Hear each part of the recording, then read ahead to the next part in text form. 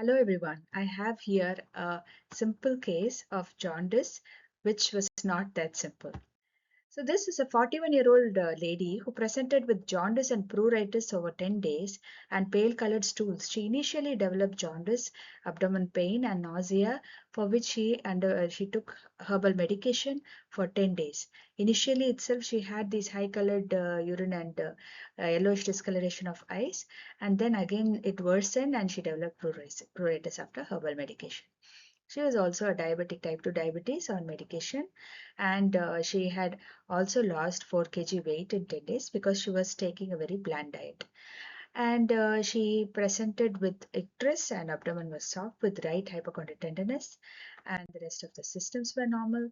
And the LFT showed elevation of bilirubin. 18 was the total bilirubin with transaminitis. SGOT and SGPT were 149 and 178. SGPT more than SGOT. And alkaline phosphatase was in thousands. And the total counts were elevated, and we started her on IV antibiotics, and we had sent her for an MRCP. The MRCP showed a stricture in the distal CBD with intrahepatic biliary dilatation, and this abrupt stricture was there. The cause for the stricture was not very clear on MRCP. It was just a smooth tapering, and they felt it was a benign stricture. So the next thing was to go for an ERCP.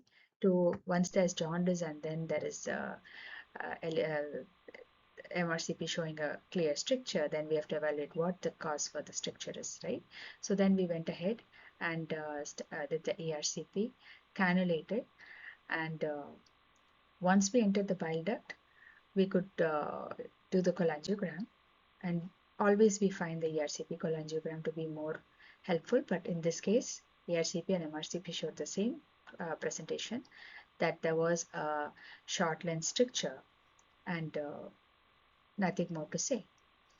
So we went ahead, did the balloon dilatation of the distal CBD stricture, and also did a sphincterotomy, of course, and then did the balloon dilatation, sent the brushings of the distal CBD, and we sent it for cytology. Sometimes it does show up, so we wanted to do further investigation on this patient, but for now we stopped and we thought, let us see what the cytology says. You can see here, appreciate the distal CBD stricture over here, and then we put in 2 plastic stents after the dilatation. So next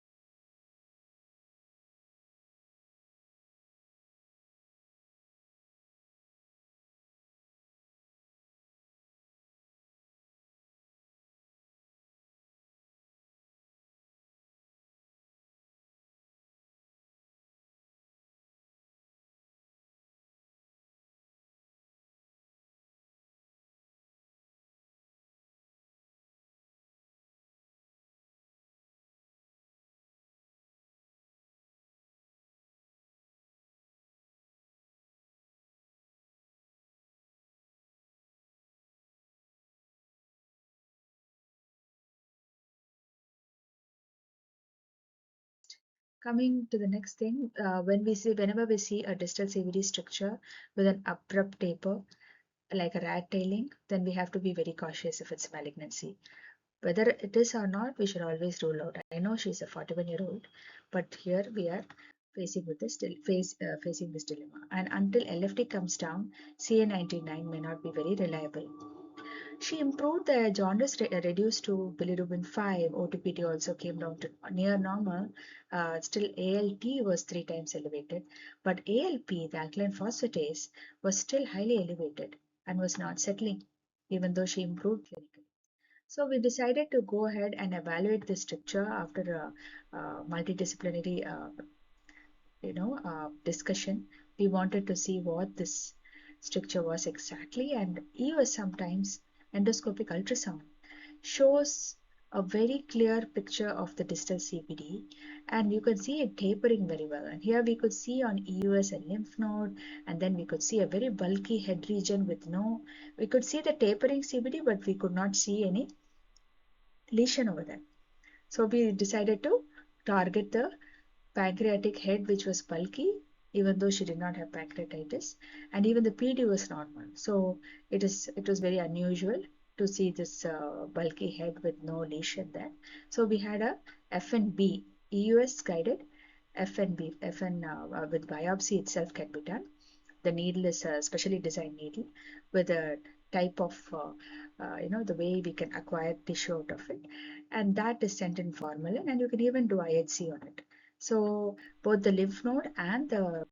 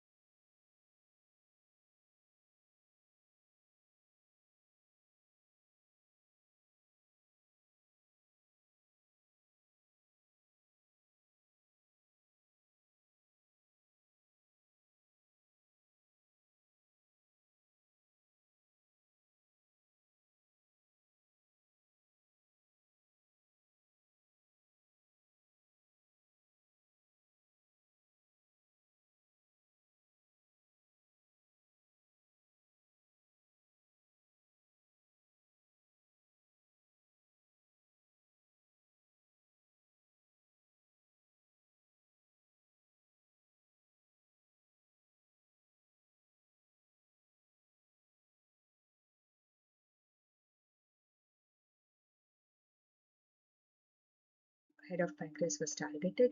And to our surprise, in the lymph node we saw granulomatous inflammation, and in the head region we saw plasma cell-rich fibroinflammatory pancreatitis. And when we did the IHC, both the lymph node and the head region showed IgG4 positivity with more than 50 cells per hyperfield and IgG4 and IgG ratio greater than 0.9.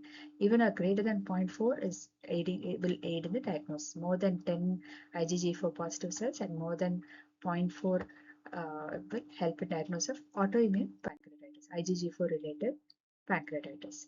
So the HISOT criteria is used for diagnosis of autoimmune pancreatitis, and that has histology, imaging, and steroid response.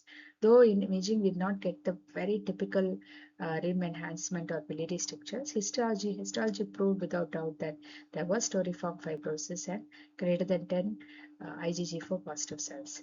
And we did follow up steroid response is the next thing, HISORT, no? Histology, serology, and steroid response. So when we see treatment is the next T, right? She was started on corticosteroids and bilirubin, ALP, everything came down and completely normalized.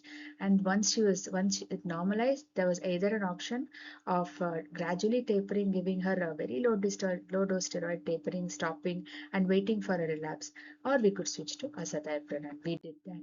We switched to azathioprine, and she has done excellent now. So autoimmune pancreatitis closely mimics malignant distal biliary obstruction. Diagnosis because of a high index of suspicion, imaging, and histopathology. I hope this was useful. Thank you very much.